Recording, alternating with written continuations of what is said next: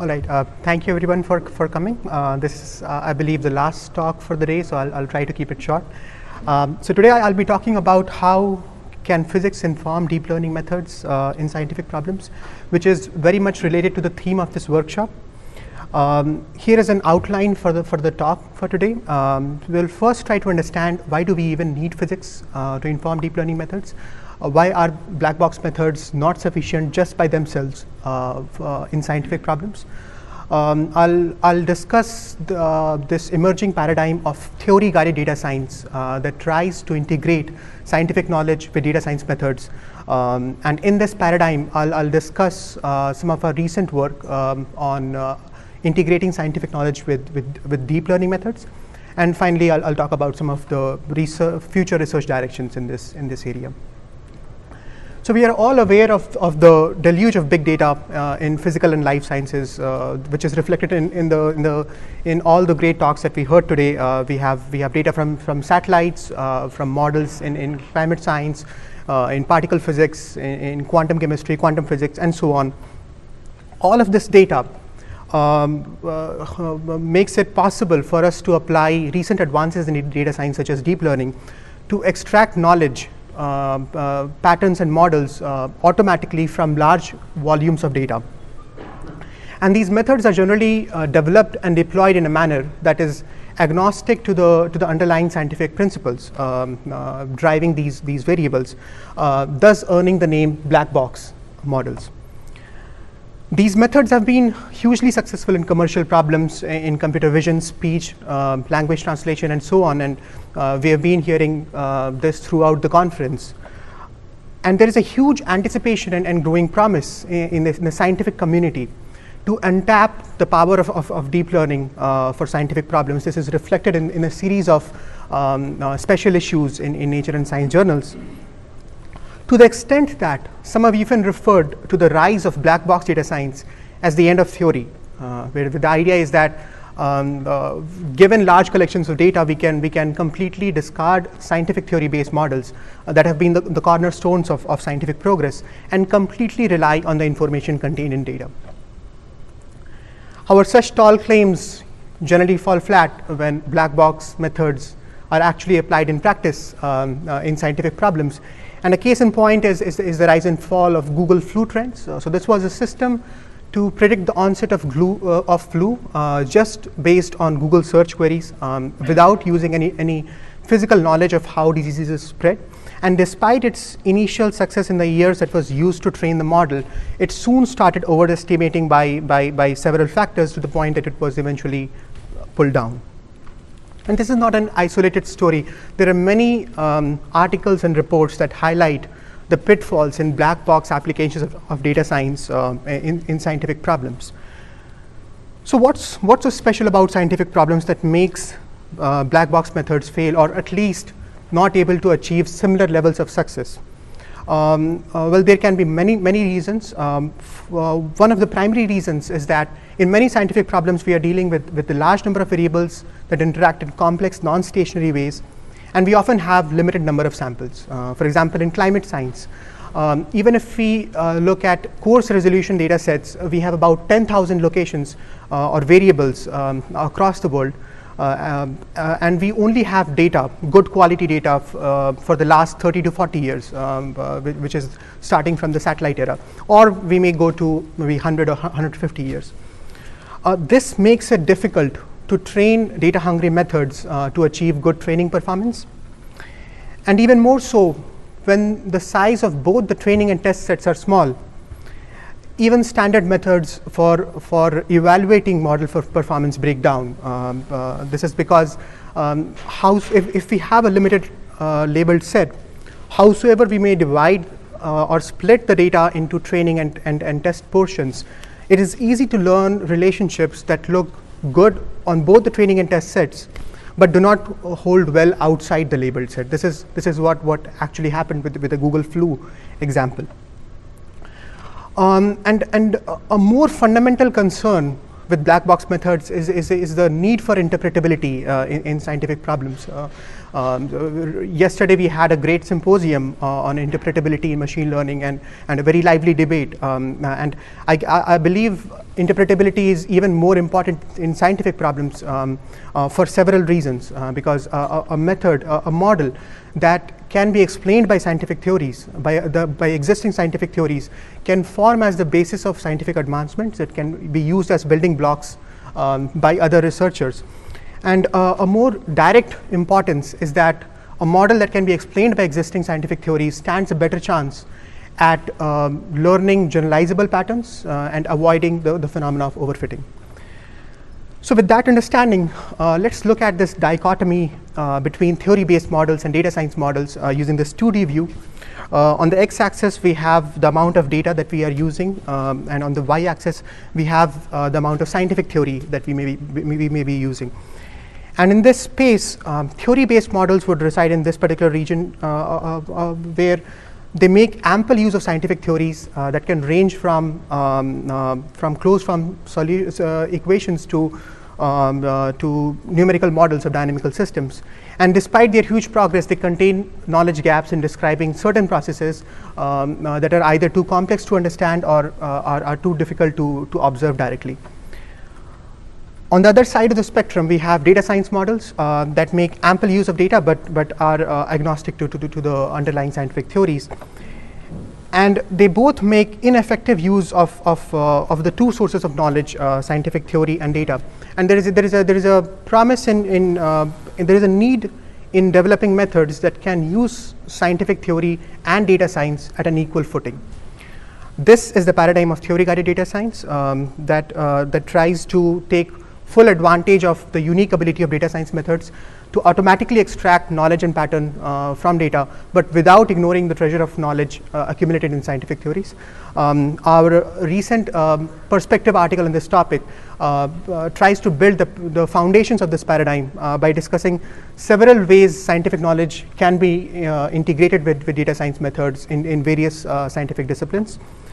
And this idea of combining scientific knowledge with data science is already beginning to show promise in a number of emerging applications. And this is also reflected in all of the talks that we heard today, which are all examples of this line of research. Here is just a short highlight of some of these works. This is in no way complete or exhaustive. We have some of our own work in earth science that I'll be going through today. There are approaches to build machine learning methods for turbulence modeling, for discovery of novel materials, for new density functionals, and in many other domains. And there are many other conferences and industry initiatives that are also focusing on this line of research. One of the examples is the physics-informed machine learning workshop at Los Alamos National Laboratory. So let's try to understand what theory-guided data science is. Let's look at one of the overarching objectives, which is to learn physically consistent models. Traditionally, there is a notion to favor simpler models to achieve generalizability. And one way to view this is by looking at the space of all possible models for a given predictive learning problem. Where the star represents the true nature of relationships, the true model between the input and output variables. And we have three different families of models, M1 to M3, ranging with different levels of model complexity, shown as these three curves. Any point on these curves represents a specific model that can be learned given a specific sample of training instances. So what we can see is that models belonging to M1 on an average are quite far away from the truth, so they have a high bias. But they do not vary a lot with small changes in the training set, so they have low variance. On the other hand, models belonging to M3 on an average are quite close to the true model, but they have high variance. So we need to reduce both the bias and the variance, and one way to look at this is to say that any estimate of generalization performance has to depend not only on the training accuracy but also on the model complexity. So we want to be as close to the true model as possible without having a lot of variance. And this is at the heart of several machine learning algorithms that try to use different notions of model complexity rooted in statistical principles.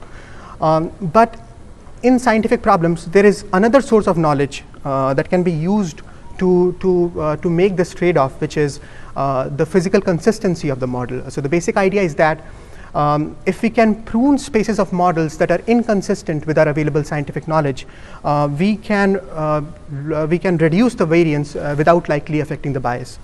So this would result in a revised notion of generalization performance that depends not only on the accuracy and the model complexity, but also on the physical consistency of the model. So this is at a very high level what the goal of physics-guided neural networks or theory-guided data science is. And what I'll talk about next is a specific framework for learning physically consistent neural networks, which is physics-guided neural networks. This is a work that is in submission at SDM, and a preprint of this work is available on arXiv.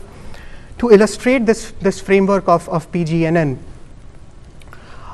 let's look at an example problem of lake temperature modeling. So in this problem, the basic goal is, given a list of input drivers such as the amount of radiation, air temperature, and so on, we want to model the temperature of water at every depth in a given lake across time. So this is looking at a 1D modeling of temperature over time. And the basic approach is to use a physics-based model. So the state-of-the-art physics-based model is a general lake model, GLM, and just like many other physics-based models, it involves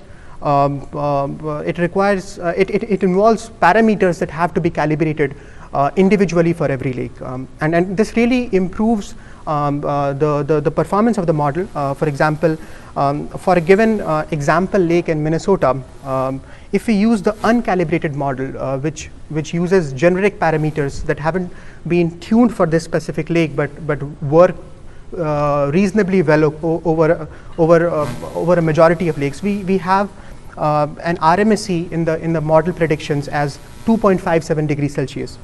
But if we use the labeled data for this particular lake to fine-tune the model, we can achieve an RMSE of 1.26 degrees Celsius. But this comes at a cost of the amount of data, the labeled data that we need for calibration, and many of these calibration methods are computationally expensive.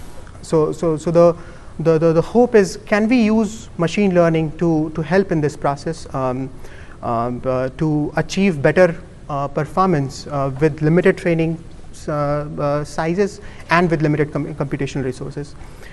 And one naive solution could be to train a black box model that takes us from the input drivers directly to the target output without using any physical knowledge.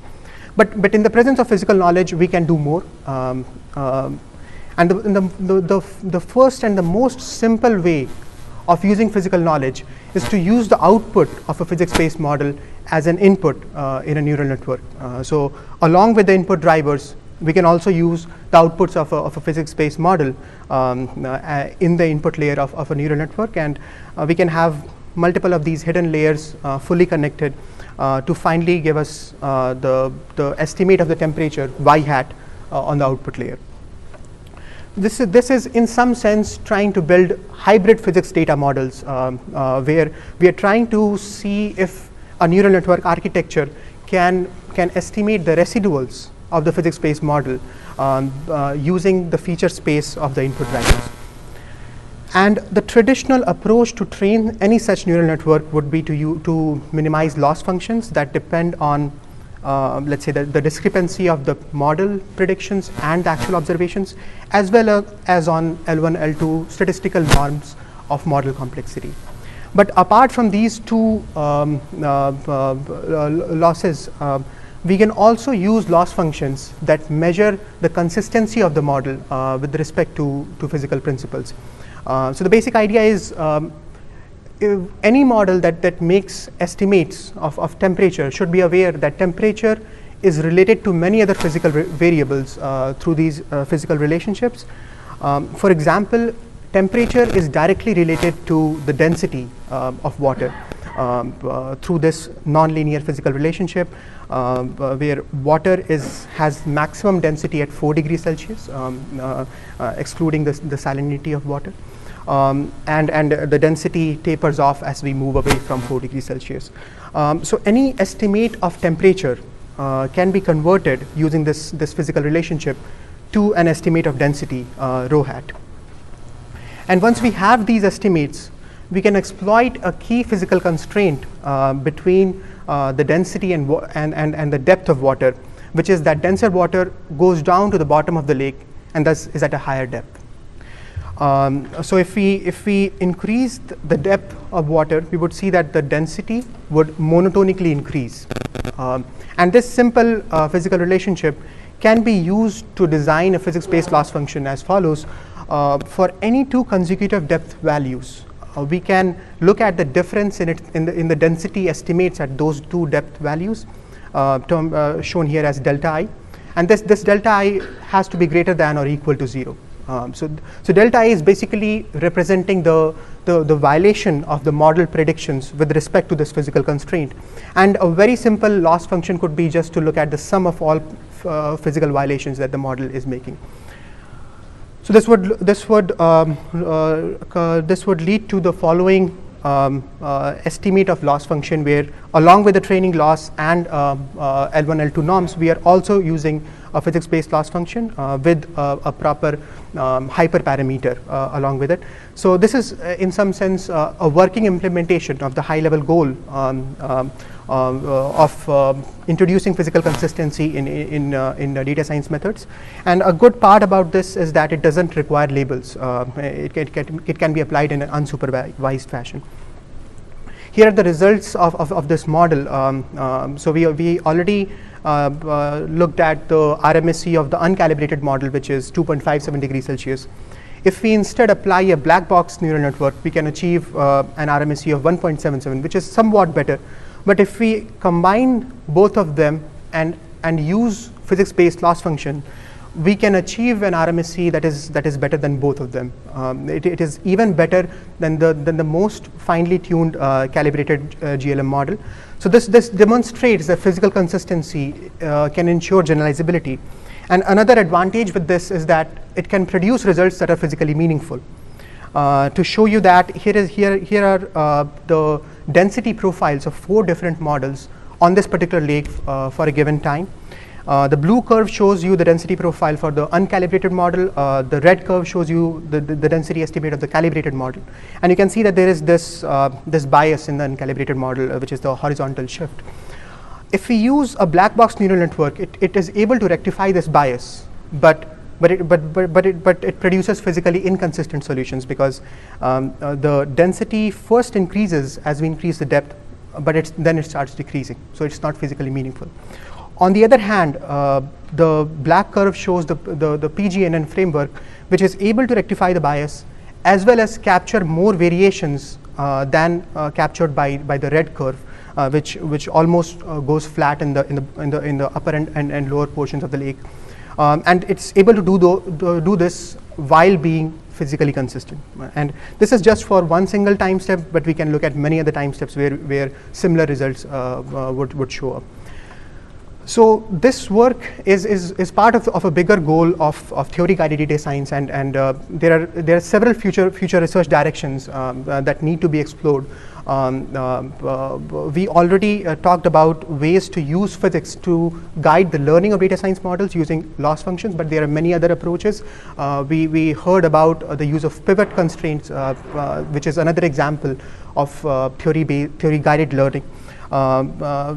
Theory can also be used in the design of the data science model by choosing right response functions, activations functions, like the jet parts trees that was introduced in the morning. Theory can also be used to refine the outputs, to post-process and to prune the results. There is another emerging direction to create hybrid models of physics-based models and data science models, so that data science can augment or replace components of physics-based models that suffer from high systematic errors. And finally, there is this long-standing tradition of inference of model parameters where data science can help. And there are several posters and presentations that talked about this work. So with that, I would like to conclude. So we introduced, we discussed the paradigm of theory-guided data science, which is gaining prominence in several scientific disciplines. And thank you. Please let me know if you have any questions.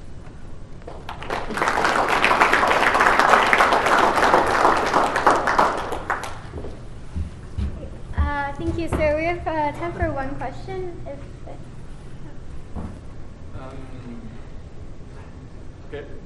Neural nets are very good at interpolating, but what about extrapolating to a region outside the area where it has been trained? So how do you know that the neural net is not extrapolating and results have been controlled? So the question is, how do we know that the model is not extrapolating and interpolating? Well, if we are working in regions regions of feature space where we do not have samples, we can look at not just the predictions, but also how confident are the model predictions in those feature spaces. And if we do not have samples, the confidence should be low. So I think combining model predictions with the confidence scores is one way to look at that. Great, thank you.